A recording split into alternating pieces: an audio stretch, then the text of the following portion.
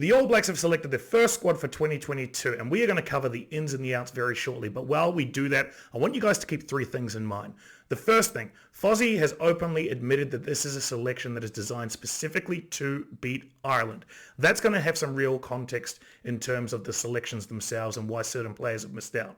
The second point he raises is, while he's not a fan of having Geordie Barrett at inside centre at 12, he does note that versatility has real impact for the way they will select their matchday 23.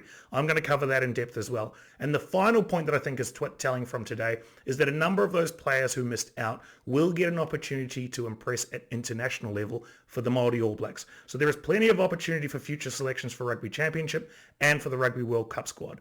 But we're going to cover it all right now, guys. So right now, let's roll this intro.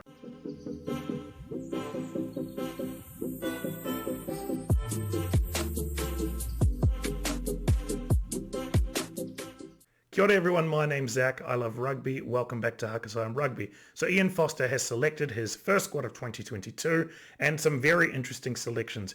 He openly admits that the areas that they spent the most time on were on prop, halfback, as well as centre. So there's a lot of talking points in those areas in particular. 6 uncapped players or new caps that will be awarded to new All Blacks. So congratulations to everyone that is involved, everyone that was selected today, and commiserations to those that missed out. And there's a lot of big names that we need to get to here. So first things first, let's bring up the team.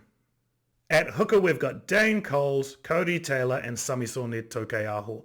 Tokeaho for me is probably the informed hooker at Super Rugby level. Brings real physicality both in and around the track as well as at set piece time. So that's an area that the All Blacks have openly said they think that they can challenge Ireland is with physical play. We've seen it at club level with Leinster recently as well. The Bulls were able to beat them over the weekend. We've also seen that at international level in the Six Nations, that they can be disrupted by physical play. So when I mentioned at the very beginning that this is a selection designed specifically to beat the challenge of Ireland, that's one area that the All Blacks will be focusing. Physicality at set piece time and in and around the track to try and disrupt the great work that Ireland does typically. At prop, we have George Bower, Nepo Laulala, Aidan Ross, Angus Ta'avao, Karl Tuinukuafe, and Ofa Tuingafasi. I mean, 4 of those guys picked themselves to a degree, so you have Bower, Laulala, Ta'avao, Tuingafasi, all experienced All Blacks, and no surprises in those selections. I think Tuinukuafe is a surprise for a lot of people, namely because he is heading to France end of this year. So why are they persevering with the guy for this tour in particular, who will not be part of the Rugby World Cup makeup and is certainly not extending in New Zealand rugby beyond this year? And part of the reason is exactly that point that I touched on with Tokeaho. They are targeting set piece physicality and physicality in and around the park. So while there are some unlucky names that have missed out, the likes of Ethan de Groot, Tyrell Lomax, Alex Hodgman as well, really unlucky, and Hodgman in particular I thought had quite a good Super Rugby season, so very unlucky to miss out. They are obviously targeting a Ireland specific selection here into Tuinukuafe to win this tour. Aidan Ross comes in as new cap there at prop, and congratulations to him. That to me is a reward for a great season. So good to see that there is some weight being placed on Super Rugby form, and other selections as well I think also fit in that same kind of category, reward for great work this year and work that they've done over sort of the last couple of years. At lock, a very settled lineup here. You've got Scott Barrett, Josh Lord, Brodie Retallick, Tupou Vai, and Sam Whitelock. As I mentioned, experienced campaigners. Josh Lord, obviously the lowest number of caps there of that group, but very much a work in progress, and I think a bit of a project selection there. The All Black selectors see a lot of upside in, given his height, his great work at set piece. He also had a pretty good, I thought a very good Super Rugby season this year, so certainly not a selection out of the blue. You could argue that others, such as Romano, other players at Super Rugby level this year had a slightly better season, but he is a work in progress and obviously in some respects an incumbent from last year, so he gets the nod. Other guys select themselves to a degree given their experience. Probably the biggest talking point from here is the exclusion of Patrick Tuipulotu. He will certainly feature in future selections once he's able to get some NPC time under his belt, deemed ineligible given his sabbatical to Japan recently. So you can expect him to feature in future selections, but right now a very settled, experienced lineup is how this feels at lock. And at loose forward, we have Sam Cane, who was announced as the captain, Akira Ioane, Dalton Papali'i, Adi Sevilla, Hoskin Satutu, and Pitagas Sowakula. Now, there's three major talking points for me from this selection of loose forwards. The first thing is Sam Cane named as captain.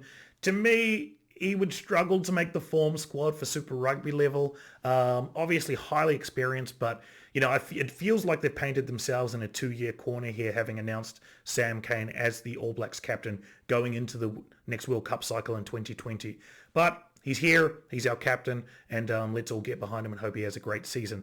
The next selection of Pitagas Sowakula. So obviously, a new cap, and he really brings that physicality. We've touched on that in a number of selections already, why that's important in the context of an Irish tour. Physical, great ball runner, just a big human being and a big body in and around the track. So I'm certain he will get some game time and looking forward to seeing him in black against Ireland. It's going to be a great test.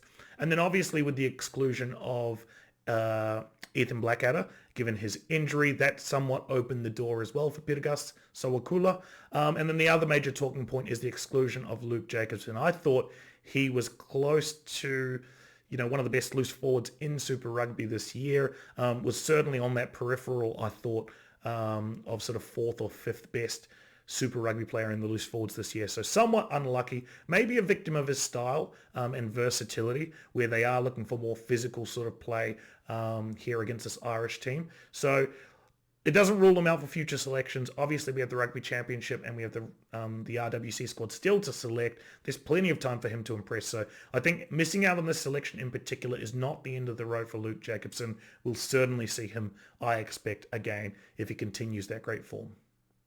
Huge talking points at halfback here. So obviously Aaron Smith selected, but Folau Fakatava comes in as the new cap, and Finlay Christie as well comes in to fit that third spot. So really interesting selections. Two incumbents miss out in TJ Perinara and Brad Weber.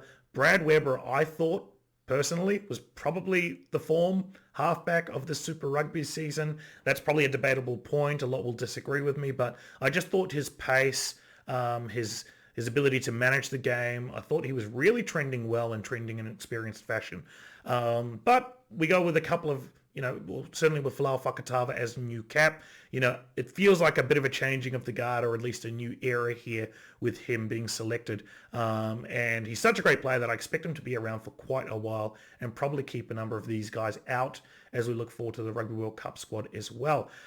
What does that mean for TJ Perinara and Brad Weber? Well, they will certainly be selected for the Māori All Blacks, both guys. Both have represented in the past and both will get their opportunity to continue their international career there. For TJ, it does feel like he's starting to, show his age to a degree and may be on his way out. So I'd be surprised if he makes it back in, but you would never doubt TJ Perinara based on his experience and his skill set. So he is still a chance in future selections, but it does feel like somewhat the end of the road for him. For Brad Weber, I thought overall unlucky, but someone has to miss out. Finlay Christie, obviously a key cog for the Blues there in his partnership with Beauden Barrett, and a real reason why the Blues finished top and we're one of the dominant teams this year at Super Rugby level. So no real qualms with the selections. As I mentioned, the door is still open for the Māori All Blacks, for TJ and for Brad Weber to continue to press for their selection come Rugby Championship time. But right now, it's quite an exciting time with somewhat of a changing of the guard, and I'm looking forward to seeing how Folau Fakatava in particular goes at international level and if he's ready for that big step up. At first five, BB, Richie Mo'unga and Stephen Perofeta is your new cap here.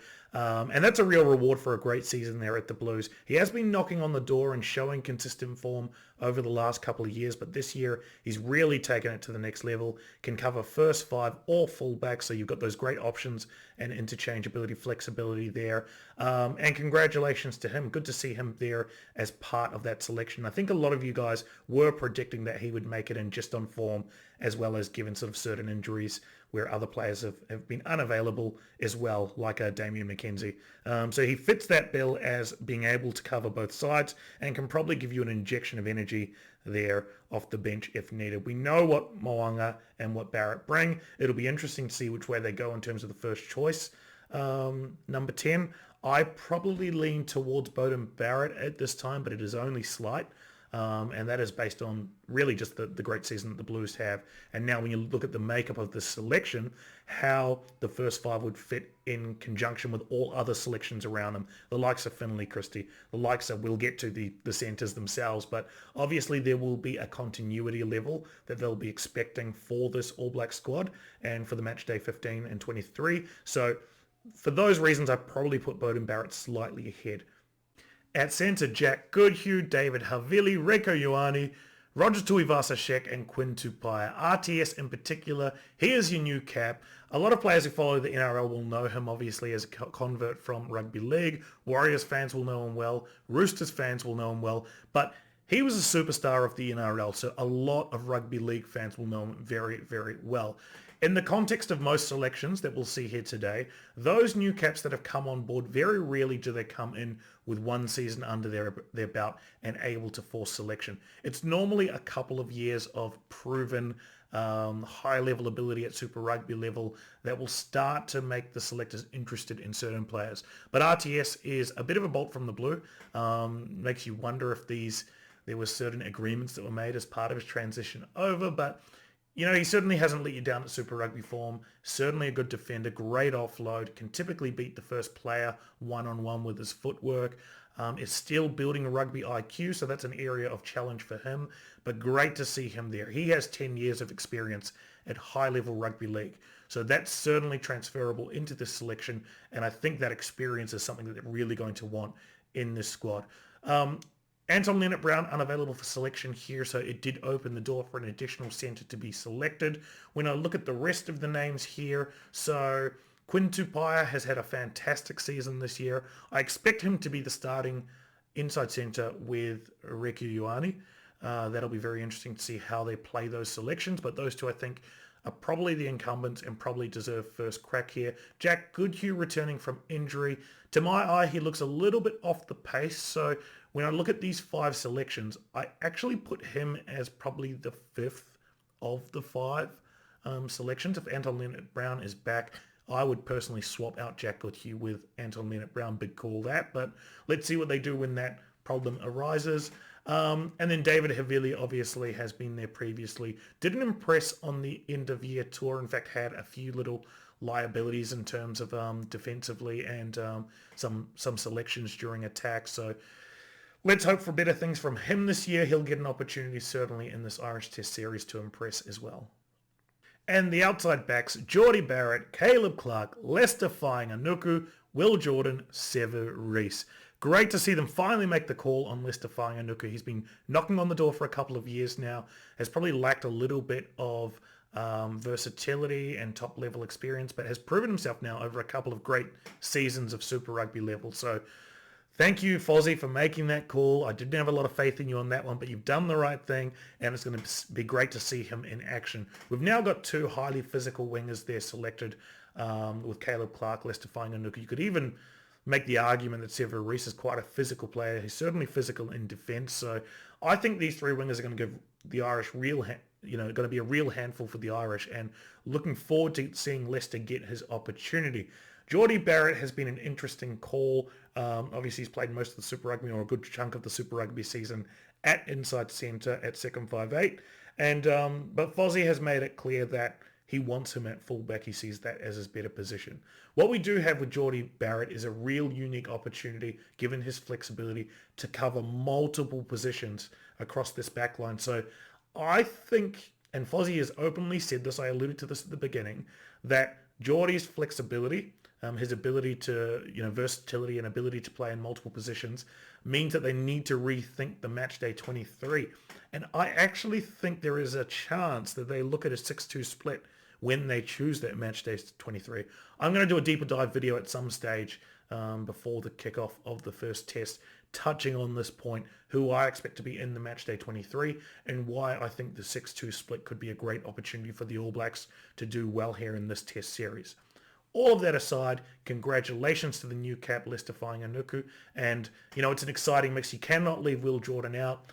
Back-to-back seasons of sort of MVP or top or near the top players of Super Rugby. So, and has never let us down at international level as well. So all of those points, looking at these outside backs, great selections. and I'm really looking forward to seeing them in action there. So wrapping this up now, guys, in the context of a tour and a series against Ireland, I think in terms of a rating for this selection, I give it an A- selection. I think they're focused on physicality, set piece. We spoke about the interesting selection of Karl Tuinukuafe, given he is leaving end of this year, but I think that really lends itself towards set piece dominance and physicality around the track as well. 6 new caps. It's always great to see an injection of youth and enthusiasm and new energy in the camp, mixed with a lot of players that have been there a long time. So I think largely the mix is correct here. Probably make a case B+, sort of A- type rating for this overall selection, but I think there's a lot more right than wrong here. Really exciting makeup and squad, and it's going to be very interesting what they do with the Matchday 23 itself.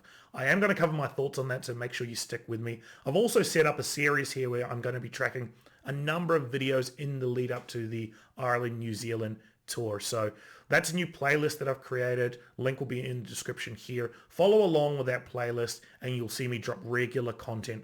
I'll be previewing the Matchday 23. I'll be previewing why the Irish have been so good in recent years and what has made them, a real big challenge going into this test series. I'll touch on why history is on the side of the All Blacks here as we enter into this test series, and then I'll give my overall prediction as well to recap this preparation for what is going to be a fantastic series in New Zealand there. With that, guys, I'm going to leave it there. I want to know your comments and your thoughts on the squad selections themselves. Who would you have included? Who would you have omitted? What do you think in terms of a rating for Fozzie's selections? And how do you think we'll go against Ireland? If you've enjoyed this content, guys, hit like. I'm just returning back to YouTube, so I've got a lot of work to do on the algorithm. So if you could help me out by hitting like, subscribe, because I'm going to be covering a lot of the mid-year tour stuff as we lead both towards the Rugby Championship and into the Rugby World Cup next year. So we'll be back very soon, guys. Thanks for tuning in, and talk soon. Catch ya.